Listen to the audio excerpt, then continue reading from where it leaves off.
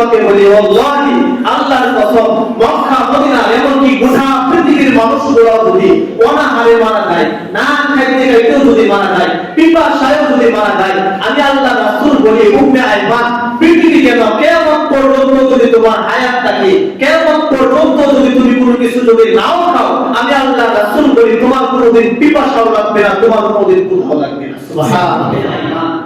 আল্লাহ রাসূলের খাদেম ছিল, ওটা তো বৃক্ষ আর মাটি।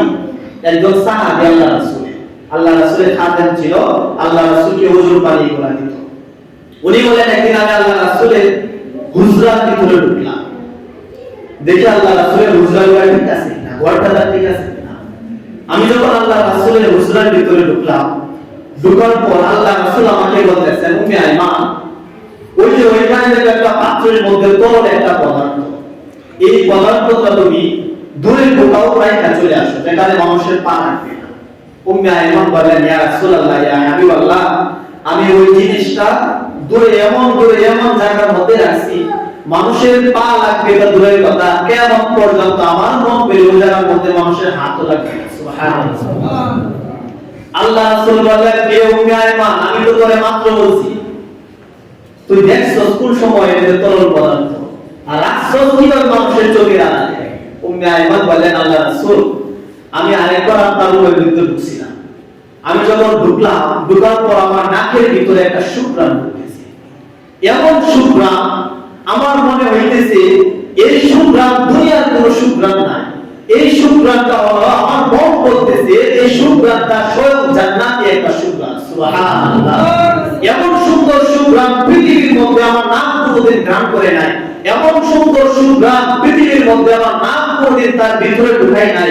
ইয়া রাসূলুল্লাহ ইয়া হাবিবাল্লাহ, আমি যখন আপনার রুমের ভিতরে ঢুকলাম, আমার নাম শুধু আপনার রুমের চতুর্দিক ঘুরতেছে, কোথায় থেকে সুন্দর সুঘ্রাণ আসতেছে, আমিও খুঁজতেছি দেখি কোথায় সুন্দর সুঘ্রাণ। আমি তাকায় দেখি একটা পানির মধ্যে তরল একটা পদার্থের মতো, তরল একটা পদার্থ পানির মতো দেখা যায়। আমি যখন এই পাতিলের কাছে গেলাম তো আল্লাহ রাসূল তাকায় দেখি এমন তরল পদার্থ, এমন সুন্দর গ্রাম পানি হইতেছে, আমার নাম বলতেছে, এত সুন্দর গ্রাম নাম কোনোদিন শুনে নাই।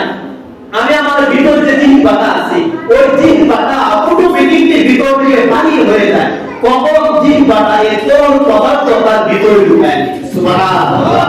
উম্মে আইমান বলেন আমি আমার জিহ্বাটাকে আটকায় রাখতে পারি না, এত চেষ্টা করে আটকায় রাখতে পারি না, বারবার হাত করে বাড়ি হয়ে পড়ে, কখন এই তরল পদার্থ সে খেয়ে ফেলবে। এত চেষ্টা করার পরেও যখন আমি আটকায় রাখতে পারি না আল্লাহ রাসূল, আমি ডানে বামে তাকাইলাম, কেউ নাই রুমের মধ্যে, আপনিও ঘুমায় আছেন।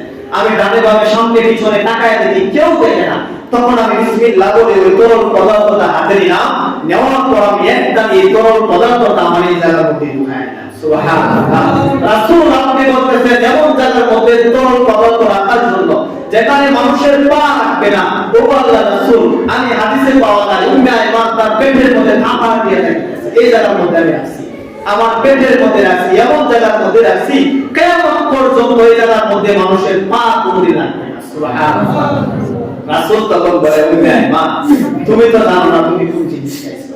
বলে আমার জানার কোনো দরকার নাই। রাসূল বলেন আমি বলি তুমি কোন জিনিস খাইছো। রাসূল বলেন তুমি আমি প্রস্তাব করেছিলাম রাত্রিবেলা পাতিলের মধ্যে, ওইটা রাখছিলাম, তুমি ওই জিনিস খাইছো। উম্মে আইমান বলেন আমার মনে হইতেছে আমি জান্নাত থেকে কোনো ফলের রস খাইছি। বলেন রাসূল জান্নাত থেকে কোনো ফলের রস খাইছি, আর এই ফলের রস থেকে এমন গ্রাম আমার নাকের ভিতর দিয়ে ঢুকছে, আমি একটানে সম্পূর্ণ তরল পদার্থটা আমার ভিতরে ঢুকাই। সুবহানাল্লাহ। রাসূল যখন ডাক দিলেন উম্মে আইমান তোমার আমি একটা গ্যারান্টি দিই, তুমি যে তরল পদার্থটা পান করছো, যেই তরল পদার্থই হোক, তুমি যে জিনিসটা তোমার পেটের ভিতরে ঢুকাইছো, তোমার এই পাকস্থলীর ভিতরে তুমি যে জিনিসটা ঢুকাইছো, আমি আল্লাহ রাসূল তোমাকে বলি ওয়াল্লাহি আল্লাহর কসম মক্কা মদিনা এমনকি গোটা পৃথিবীর মানুষগুলো যদি অনাহারে মারা যায়, না খাইতে খাইতেও যদি মারা যায়, পিপাসায়ও যদি মারা যায়, আমি আল্লাহ রাসূল বলি উম্মে আইমান পৃথিবী কেন কিয়ামত পর্যন্ত যদি তোমার হায়াত থাকে, কিয়ামত পর্যন্ত যদি তুমি কোনো কিছু যদি নাও খাও, আমি আল্লাহ রাসূল বলি তোমার কোনোদিন পিপাসাও লাগবে না, তোমার কোনোদিন ক্ষুধাও লাগবে না। সুবহানাল্লাহ। উম্মে আইমান বলেন আমি যতদিন বাইচা ছিলাম মন চাইতে খাইছি না, না খাইছি, খাবারের কোনো প্রয়োজন ছিল না, পিপাসাও লাগে না, এত উত্তপ্ত মরুভূমি আর পুরো পিপাসা নাই। আল্লাহ রাসূল তখন আরো বলেন, উম্মে আইমান তোমার আর একটা সুসংবাদ দেই। উম্মে আইমান বলেন, ইয়া রাসূলুল্লাহ, ইয়া হাবিবাল্লাহ, কি সুসংবাদ? উম্মে আইমানকে আল্লাহ রাসূল বলেন, তুমি যে তরল পদার্থ তোমার ভিতরে ঢুকাইছো, আমি আল্লাহ রাসূল বলি কিয়ামতের দিন হাসরের মাঠে আল্লাহ তাআলা তোমার এই শরীরটাকে জাহান্নামের আগুনের মধ্যে ঢুকাইবেন। সুবহানাল্লাহ।